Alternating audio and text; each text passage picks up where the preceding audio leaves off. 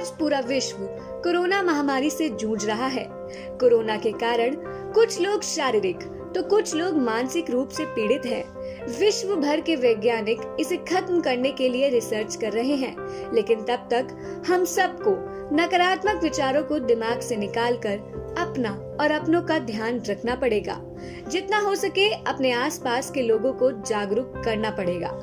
आवश्यकता होने पर ही घर से बाहर निकले। समय समय पर साबुन से हाथ धोना बहुत ही आवश्यक है। मास्क लगाना और सोशल डिस्टेंसिंग बनाए रखना हम सभी की जिम्मेदारी है। विभिन्न देशों की सरकारों ने नागरिकों की सुरक्षा हेतु लॉकडाउन लागू किया है, जिसके चलते सभी अपने घरों में कैद हैं। आज सभी कोरोना से बचाव हेतु अपनी रोग प्रतिरोधक क्षमता को बढ़ाने पर सोचने के लिए मजबूर है, लेकिन भारतीय संस्कृति में ऐसा कुछ है जो इसका समाधान बन सके। भारत ने अपने सांस्कृतिक और सभ्यता परक ज्ञान से दुनिया को हजारों सालों तक प्रभावित किया है। हमने अपने धर्म ग्रंथों, गुरुओं और योगियों से धार्मिक परंपरा को देखा है, जो बौद्धिक, कलात्मक और राजनीतिक ज्ञान के साथ साथ हमारी आत्मा और शरीर को एकजुट करने में मदद करती है। इस नई महामारी ने हमें एक बार फिर से अपने ज्ञान को पुनर्जीवित करने के लिए मजबूर कर दिया है। दुनिया भर में डॉक्टरों द्वारा कोरोना से बचाव का मुख्य उपाय हाथ धोना बताया जा रहा है। क्या ये हमें बचपन में नहीं सिखाया गया? कुछ भी करने से पहले अपने हाथों को धोना हमारी संस्कृति में शामिल है। यही नहीं, फिजिकल कांटेक्ट से बचने के लिए आज दुनिया हाथ मिलाने के बजाय नमस्ते को महत्व दे रही है। हमारी दादी और नानी के घरेलू नुस्खे आज फिर इस्तेमाल में वापस आ रहे हैं। लोग अब दवाइयों का इस्तेमाल कम कर घरेलू आयुर्वेदिक उपायों को आजमा रहे हैं। इनसे कोई नुकसान भी नहीं है। आयुर्वेद और योग भारत की अंदरूनी शक्ति का सबसे बड़ा स्रोत रहे हैं। यह स्वस्थ रहने के उन स्थायी उपायों में है जो हमारी पृथ्वी की देखभाल करते हैं। हमें स्वस्थ रहने के लिए न केवल अपने शरीर बल्कि अपने पर्यावरण का भी ध्यान रखना चाहिए। आयुर्वेद और योग ने लोगों को समान रूप से जागरूक किया है।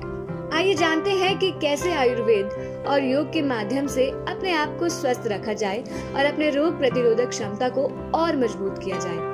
कोरोना संकट से बचाव हेतु लोग विभिन्न प्रकार के काढ़े का प्रयोग कर रहे हैं, लेकिन इस बात का ध्यान रखना है कि काढ़े का इस्तेमाल दिन में सिर्फ एक बार करना है और सिर्फ 1 कप ही पीना है। इसके अतिरिक्त आप हल्के गर्म पानी के साथ 1 से 3 ग्राम मुलेठी या अश्वगंधा ले सकते हैं। तुलसी और गिलोय के स्वरस का सेवन करके आप न केवल अपनी रोग प्रतिरोधक क्षमता को बढ़ा सकते हैं, बल्कि यह इन्फेक्शन को भी खत्म करता है।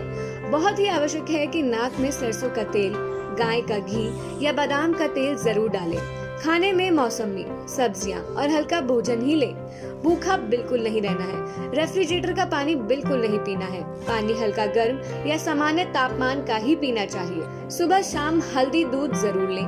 ध्यान रखें, अनावश्यक दवाएं आप बिल्कुल भी ना लें, चाहे वह आयुर्वेदिक हो या एलोपैथिक।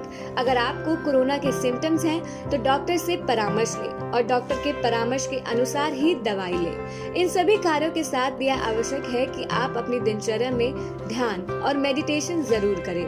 योगासनों में सूक्ष्म व्यायाम, संधि संचालन, सूर्य नमस्कार, ताड़ासन, भुजंगासन, धनुरासन, कटिचक्रासन, पवन मुक्तासन, शशांकासन आदि बहुत लाभदायक है। कोरोना में अपनी रोग प्रतिरोधक क्षमता बढ़ाने के लिए योग निद्रा का अभ्यास भी बहुत लाभदायक है। साथ ही ज्ञान मुद्रा, जल मुद्रा एवं प्राण मुद्रा का अभ्यास आपकी मानसिक शांति के साथ शरीर में जल तत्व की कमी और ऊर्जा को बढ़ाने के लिए बहुत लाभदायक सिद्ध होगा।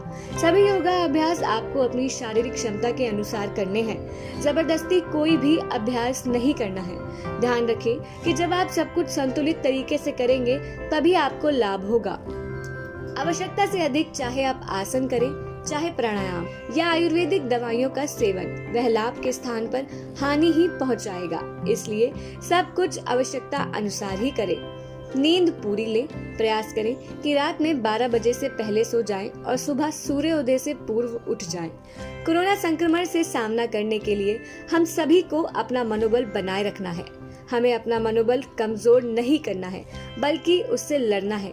एकजुट होकर इस महामारी का सामना करना है। निश्चित ही हम सफल होंगे। घर में रहें, स्वस्थ रहें।